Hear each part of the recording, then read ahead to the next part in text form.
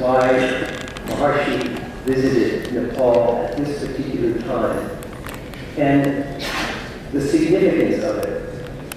Because he did a demonstration of one of the most powerful technologies that is written about in the Vedic literature. At that time, in November of 1974, there was a great tension building between China and India. And Maharshi was concerned that it could bubble up and lead to some conflict. And so Maharshi applied the Vedic technology from the Vedic literature, which says, in the vicinity of yoga, hostile tendencies decrease. This is the quote from the Yoga Sutras. Tat sanidao rajityaka. In the vicinity of yoga, unifying influence, conflict tendencies are united to create a unified state of harmony where hostile tendencies decrease. What Maharshi did during his visit to Ratna Park and to here in Nepal was teach transcendental meditation to over 28,000 people in a very, very short time through using the latest technology. And this very powerful influences of many people experiencing the field, the transcendental field, the field of Atma, created a unifying influence that decreased the tension that was rising in the world at that time. Maharshi has used this technology many times. Here we see what Maharshi calls a unified field chart of physics, which shows the different layers of the physical creation. We see the classical level, surface level, the quantum mechanical level, and the quantum field level, and then the level of the unified field. The whole of material creation is connected from the level of the unified field. Even in objective creation, this is what's been found now by modern science. But what Maharshi understood, and what has been understood by the ancient Vedic seers of the holy tradition, is that parallel to the material world is the subjective world. There are different layers of the mind that we can experience through transcendental meditation. And we can experience that unified field of consciousness that is the same unified field that underlies all of physical creation. And by having the experience of that, we enliven the qualities of the unified field, which is peace, harmony, happiness, and unification. And this influence is spread wherever people practice transcendental meditation. To give an example of this, a show of brief video. Here we see a tree, but we know that the nourishment and the health of the tree comes from its roots. Oops. Back.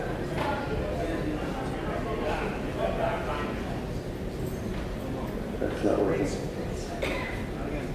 There it is. There's a video. It's a short video. We'll go on. Anyway, what this shows is that a tree gets all of its nourishment from the roots. And if we're disconnected from the root, that tree, what happens to the tree? It begins to shrivel up, and the leaves begin to fall off. The fruits do not come. But if we can maintain and nourish the tree from its roots, then spontaneously the tree becomes healthy, vibrant, and great. And just like this, the human nervous system has to be connected, has to maintain its connection to that field of nourishment, which is within each and every one of us.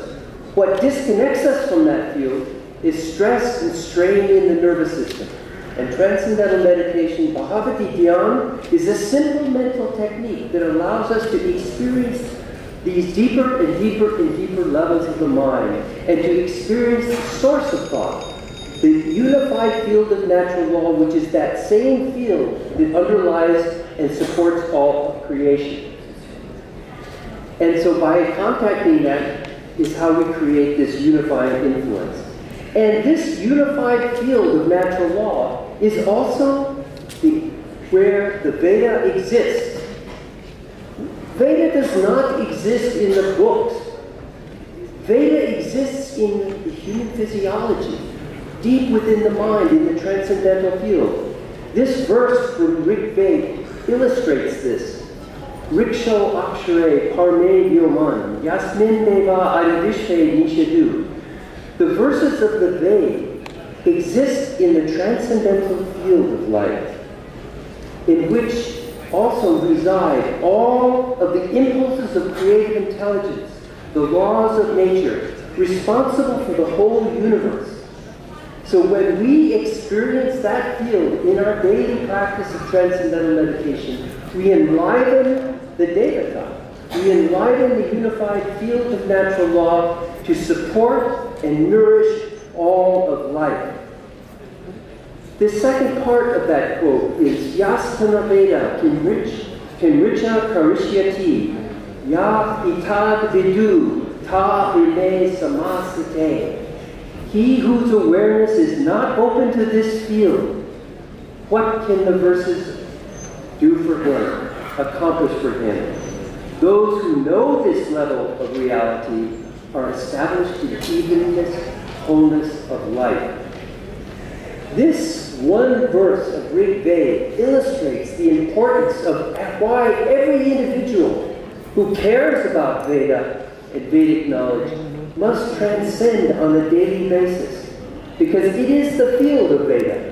It is where all of the impulse of creative intelligence responsible for the whole manifest world exists. The Veda is the blueprint of creation. It is the structuring intelligence of creation. And by knowing that, by experiencing that, through Bhagavati Dhyan, transcendental meditation, we enliven all of that to support not only us as an individual, but to radiate that to all society. Because as a society, as a nation, as a country, we make up the mind of the country, the collective consciousness of the country. And when we, as an individual, can enliven that on an individual level, collectively, when we practice together Bhagavati Dhyan, transcendental meditation, we can create a peaceful, unifying influence in our environment. This is the essence of Maharshi's knowledge. And he gives us a tool for us to transform our life today from life of suffering to heaven on earth. You may have heard, those of you who understand English, in the song that was being sung over and over again. Through 1% of the population practicing transcendental meditation, Nepal will lead the world and create an influence of peace and harmony for the whole environment and the whole world. But later on, towards the end of the 1970s, Maharshi brought out a new technology, even more powerful, and even more simple. And that is the practice of TM and the TM City program, including yogic flying, where it doesn't take 1% of the population, but only the square root of 1% of the population, practicing in one place to create this influence of yoga. This influence that we see in the Yoga Sutras. In the vicinity of yoga, hostile tendencies and prosperity begin to be found. And so this is the technology that we are now implementing here in Nepal. Another big contribution to the field and the understanding of the Vedic knowledge is how Maharshi revived the ancient Vedic knowledge. You all know more about Vedic knowledge probably than I do. But the unique thing that Maharshi did was he brought out this ancient understanding in the scientific language of our time. He revived it. Over the millennia of time, There have been many revivals of this ancient knowledge. Great saints and seers come and they revive the knowledge in the language of the time.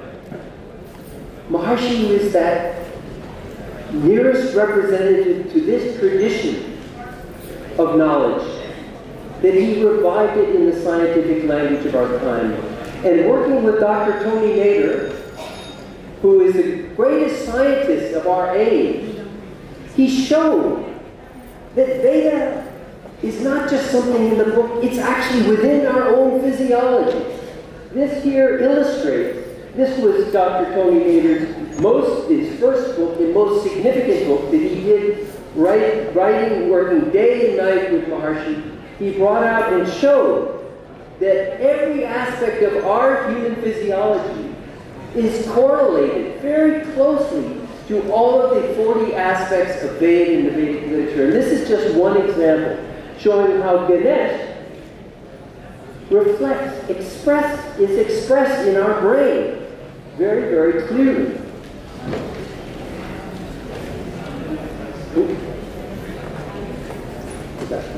Yes.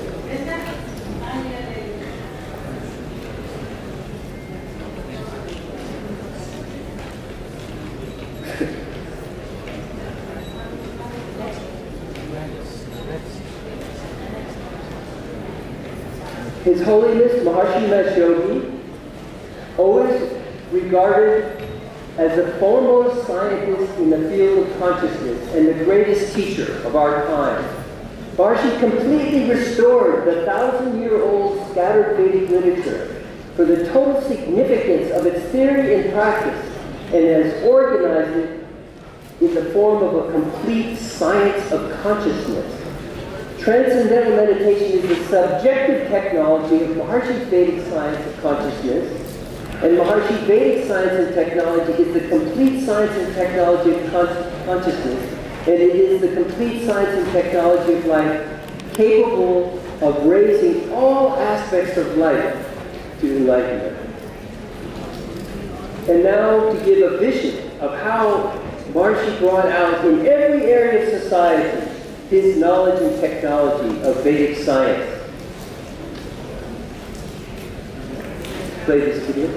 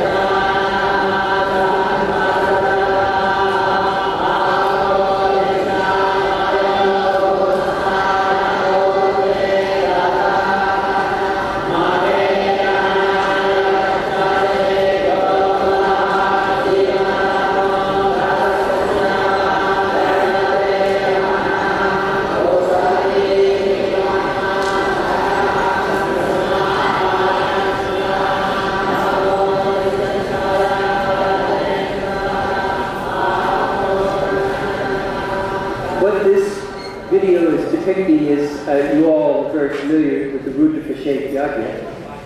But what is being here is being performed by about 2,000 of Maharshi's Vedic pundits, who not only are Vedic pundits, but what makes them Maharshi Vedic pundits is they all practice transcendental meditation and bhakti dhyan, and also the TM and TM City program.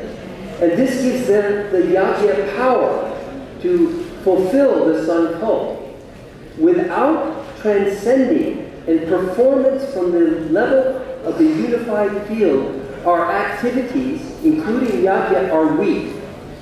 This is why Krishna said to Arjuna on the battlefield, on the Bhagavad Gita, he said, Yoga sta kuru karmani to Arjuna.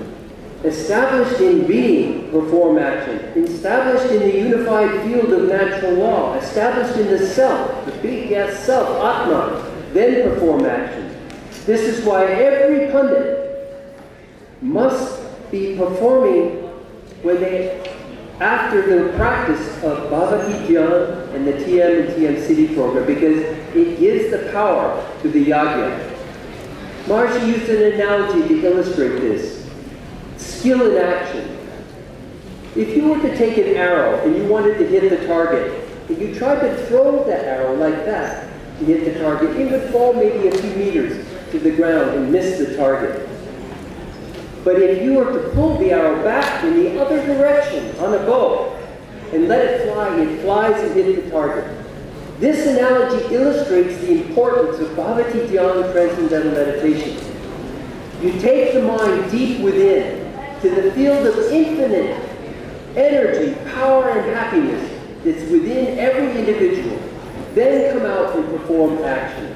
And with that, you have the effectiveness of skill in action to hit the target, to fulfill the sankalp, the intention of the yajna. This is why it's critical that every Vedic Pundit practices Bhagavati Dhyan, Transcendental Meditation, and the TM City program. But you all also should be performing that for success in your own individual life. This is how you fulfill your own individual desires in harmony with natural law. This Vedic technology has been applied across the globe. This power of utilizing the infinite reservoir of energy intelligence within. This picture here is of Joaquim Albert Chissano, the former president of the Republic of Mozambique. During a time of civil war in his country, he called upon His Holiness Maharshi Mass Yogi to come and help him, to help pacify the revolution that was taking place in his country. And he implemented, having many of his military and his police begin the practice of transcendental meditation and the TM City program. And very quickly, the whole civil war that was going on in there was transformed into peace and progress. And he was given an award for what he did in his country to transform the quality of life of his country. Unfortunately, the next president came and didn't understand that what had happened, and they discontinued the practice, but it was a strong demonstration of the power, how this technology can change the country. And this is why Maharshi said Nepal could lead the world, because Nepal can understand the power of Vedic knowledge. They live the power of Vedic knowledge. We just need to implement it fully. We need to convince either our government or the wealthy people of Nepal to create groups of yogic flyers practicing TM and TM City program together. Now I want to give you an example of this Vedic technologies applied in different areas throughout the world. Here we see in the field of education. Just as a summary, around the world now, there are 500 educational institutes in 60 countries with over 1 million students practicing transcendental meditation and applying consciousness-based education in their schools.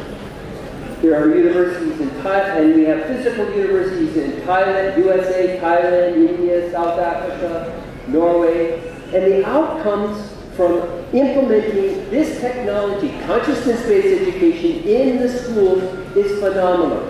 And you have to realize education is where we're creating the new leaders of our countries. But we can't just ram more information into the students. We need to expand the container of knowledge, to unfold the creative genius of all of our students. This is what transcendental meditation and the practice of the TM City program does to the students. At the same time, they're creating an influence of peace in their school. They're also unfolding their full mental potential. These are just some of the many schools all around the world that are implementing consciousness-based education in their schools. Just to give you a flavor, all over the world. And now I'd like to show you the flagship campus that Maharshi created in the United States. This is Maharshi International University in Fairfield, Iowa. which is accredited by the North Central Association of Colleges and Schools to offer degrees from kindergarten all the way through PhD. It's celebrated just recently its 50-year anniversary, which now has over 10,000 graduates, and it's on a 370-acre campus, has 45 buildings, and a very strong MIU and TM community with over 10,000 people. You can just click through some of the pictures. This shows the whole village. You can see in the lower right-hand corner that are all people who have come to Fairfield to practice TM and the TM City program together to create a positive influence. And this is the main Argyro Center, the student union, the central bank, the building of the campus. The whole campus is built according to Maharshi Stapachave, Vastu Vidya. And then you can see in the front there a Vedic observatory. Maharshi revived the ancient observatories of how to study the whole cosmos. And so these are just some more aerial shots. You can go quickly over these. This is a sustainable living building. This is a sustainable living building where new sustainable practices for the whole world are being developed and demonstrated. Just some more pictures of the campus. These are the golden domes of pure knowledge, where every day all of the faculty, the students, and the staff, and community members come together and practice transcendental meditation and the TM City program together to create an influence team. There's another picture of the two domes. And this is one of the new buildings just north of campus where many of our computer science program students come. Nepal is what I think the second leading country, international country, that has sent students to the programs that Maharshi International University offers. Madhav Aryal, are you here?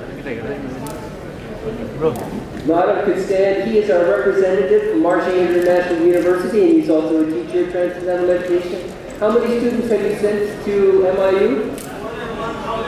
Over 1,000 students have gone and participated in the master's degree programs in computer science and in MBA program. And the computer science program in the United States at Maharshi International University is the #2 computer science program in the whole country. There's only one other university that has a bigger turnover.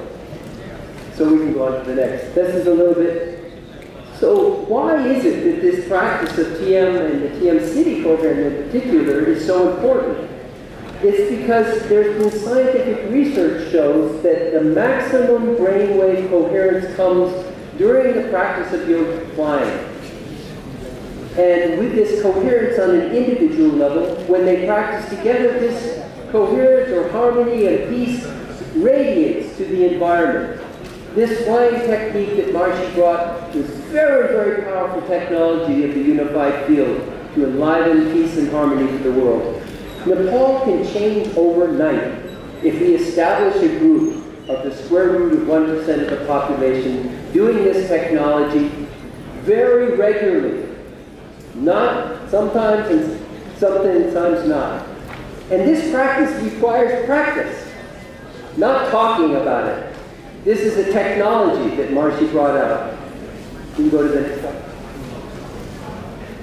And another area where Maharshi brought out new knowledge is in the area of architecture. Our buildings can create a huge influence on not only our individual life as we move and live in a building, it also has a creation on the effect on society. And these are just some of the buildings now all around the world that have been built according to Maharshi Stapachave. And this campus at Champadevi, the Brahmananda Saraswati Nagar campus, was completely built according to Maharshi Stapachave. This built on the lower right is one of the largest office buildings in the Washington, D.C. area, built by the chairman of the board at Maharshi International University. It's called the Tower Building. And it's just an amazing building. When you go in and you sit and work in that building, you feel the influence of Maharshi Vastu. Next.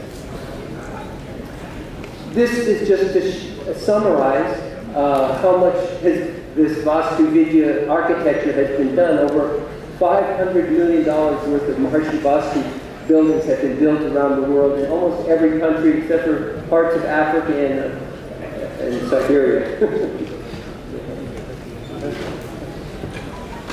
We just wanted to also highlight the Maharshi Tower of Invincibility.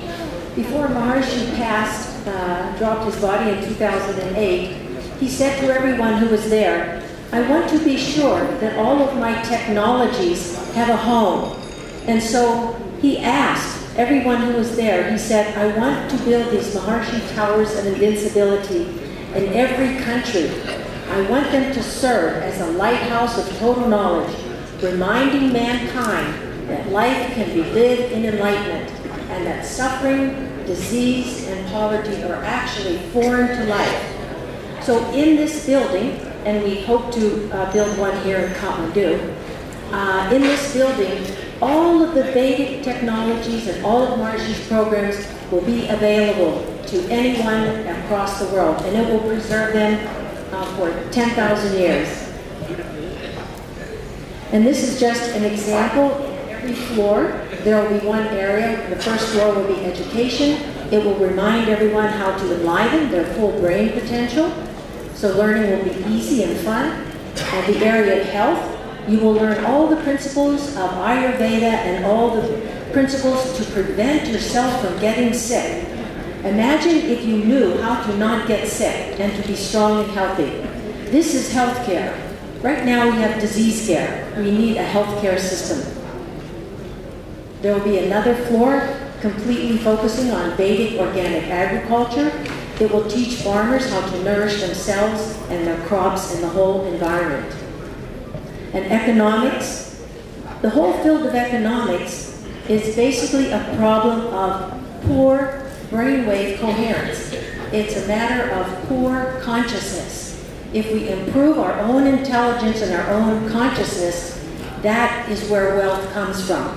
So by awakening our inner intelligence, we'll awaken all the resources around us, and everyone can enjoy abundance and prosperity. And the level of defense, Roger Kingsley already mentioned this. When a certain number of people were practicing transcendental meditation and its advanced programs, the influence of coherence and harmony in society is so powerful that there can never be the birth of an enemy. Literally, it's a Rastriya Kavach. You are protected by a shield of coherence. So this is why we are very focused, along with Deepak Baskota, to create these coherence-creating groups in Nepal. Religion and culture, again, when harmony dominates, the differences are secondary, and so there are less problems with differences in culture and religion. Just to add to this, because Nepal is such a diversity of many different cultures, and it's important to understand that Veda is not something that is particularly owned by one religion or one culture. It is universal. Just like gravity is the law of nature, and we don't consider gravity to be only for people from England. It's a knowledge. It's knowledge of a law of nature. And Veda is, actually when you translate Veda into English, it means knowledge. And knowledge for everyone. And this is what Maharshi brought to the world, a knowledge. And when we begin to implement the technologies of Veda in the Vedic literature, what we find is every religion in every culture becomes stronger, but on the bed of unity. Just like when you begin to water the root of a garden that has red roses, carnations, lilies, all different kinds of flowers. When you nourish the root value, you fertilize the root, the rose becomes a better rose. The carnation becomes a better carnation. We nourish the differences on the ground of the unified field of natural law. Level of politics, coherence-creating groups will help managing all the infinite diversity for our government and administration. And now for a vision for Vedic Nepal, Dr. Kingsley. I just want to give you an overview of all of the fantastic work that Dr. Deepak Baskota is doing in Nepal. Because on this day when we're honoring him, you should see what he has accomplished here already in Nepal. Deepak has already been awarded a PhD honorary degree from Maharshi International University for his work here in Nepal, and also Dr. Tony Nader, who is the head of the organization now, honored Dr. Deepak Baskota with the Medal of Invincibility for his work here in Nepal. We're very fortunate to have such an incredible leader who has seen the vision of Maharshi and is daily, day in and day out, working to accomplish it. Now we have almost 88 gurukuls that have implemented Maharshi's Pandit curriculum. And this represents approximately 3,000 student pundits. And from these 3,000, many are practicing the yogic flying technique. And the plan is to expand to over 250 gurukuls and have over 9,000 yogic flying Vedic pundits doing Rudra-Abhishek Yagya daily in the schools, in these gurukul schools all over Nepal. Currently, Nepal has 121 groups of 11 pundits performing Rudra-Abhishek Yagya daily. This is 1,331 pundits, which makes for an Ati Rudra-Abhishek. This map shows where all of the gurukuls are all across Nepal currently, and we're currently always adding on more. These are some of the pictures of the gurukuls that are practicing Maharshi's technologies of the unified field. And every morning at 6:30, we connect up with all of these gurukuls via video Zoom conferencing. And we watch them in the practice of their Ati Rudra-Abhishek Yagya on a daily basis. And this makes so that we can maintain good quality control. Also, for the senior pundits, we have over 200 Maharshi Vedic pundits who are performing personal yagyas for clients from the global country of world peace from all over the world. And this is how partially we are supporting all of the activities that are taking place here in Nepal are through the support of people doing yagyas from Nepal, from our Vedic pundits here in Nepal. And they particularly like having their yagyas done here in Nepal. And this is a great feature. We need to expand this greatly so that we can bring more support to Nepal. And these are just some of the pictures as we go through of all of the activities that are going on and our groups of pundits in the different locations. And these are some of the Maharshi Vastu buildings that have been built. This is the Dang Jyotish Mati Vidyapith School in Dang. This is the Tilangatra Government School. And this is our administrative offices here in Kathmandu. And you all have seen this picture of our campus, the Brahmananda Saraswati Nagar campus. Has beautiful views of the mountains. And this is a rendering of the proposed campus in Sabha, the eastern district of Nepal. And this is a rendering of the Maharshi Ayurveda Health Center that is being proposed, and we've already signed the contract to start construction in Pokhara. And this will be a showcase for all of the work that's going on here and be a place for international guests to come and experience the great environment here in Nepal.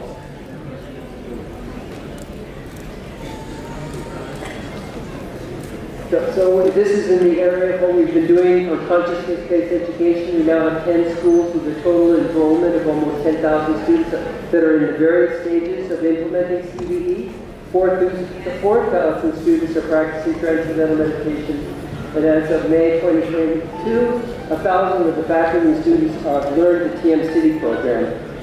And these are just some of the pictures of the courses that we've held here to train the faculty and the staff at the different schools. Here is Dr. Ashley Deans, our leading expert in consciousness-based education, presenting a certificate to the former Vice Chancellor of Nepal Scientific University. And here are some of the students. We also are very blessed to have Bolinath Yogi and Chittamani Yogi, who their Hindu Vidyapith schools are beginning to start in implementation of consciousness-based education. And these are just many of the schools all around Nepal that have implemented consciousness-based education. Also in the area of Vedic organic agriculture, agriculture in harmony with total natural law, the holistic system of agriculture that nourishes and supports the farmer, his crops, and the greater environment in a sustainable way. Vedic recitations to enhance the food's nutritional and energizing properties. And here's a picture of our beginning of our training of the farmers. And here a picture of our first crops that are coming up nearby Champadevi, our Camp Ramananda Saraswati campus. And here a performance. And what the Vedic organic agriculture technology is that special recitations are performed during the different stages of the growth of the plant, at the special transitional stages to provide more nutritional value. Here we have the harvesting. And here is just a quick little of our pundits doing yajna in the field.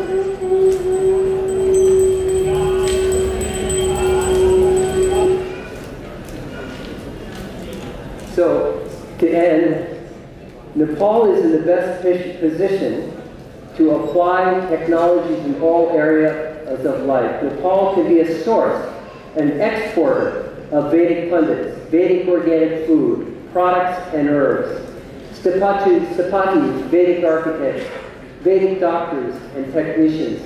The world is looking for solutions, and Nepal can provide those solutions. So instead of exporting labor and wasting your incredible inherited traditions, let's make Nepal lead the world in this area of new knowledge, this knowledge of the technology of the unified field of natural law, which is your birthright and your tradition. It's a great, this is a quote from Maharshi just before he left. It is a great work that has developed that a few people practicing yogic flying and the world will be spontaneously in terms of harmony. Harmony in the world, harmony in the world. Throughout the globe there will be no ups and downs. The world will ever be in peace, harmony, happiness, invincibility. All glory to Gurudev. No end to the waves of bliss. This was something Maharshi was talking about. It was the ascent of Ram Raj, or heaven on earth. He said, during the reign of Ram, the people were exceedingly happy. They were content, fulfilled, and lived in accord with Dharma. They were free from sickness, free from disease, and bereft of famine and fear. Happiness was universal, and everyone was established in Dharma. People did not harm each other. The trees were always filled with fruit and flowers, and the rains came according to desire, and the winds were pleasant to touch. The skies were clear, and the cities and provinces were in abundance of food, and filled with happy, fulfilled citizens. To end, I would like to give my great gratitude to Dr. Deepak Daskota, who, in his simple, innocent way, heard Maharshi's message and has been tirelessly working for many years to just bring this technology to Nepal, to make it available. And I feel that he is the one individual that can fulfill Maharshi's vision for Nepal, that Nepal can lead the world. I hope that you will all band behind him and join him in this really blessed mission for Nepal, really the highest level for Nepal, the role of Nepal to lead the world. So I'd like to end by giving my great namaste, my great blessing, and my great thanks to the very great, honorable, and great leader of our time, Dr. Deepak Daskota. Jai Gurudev.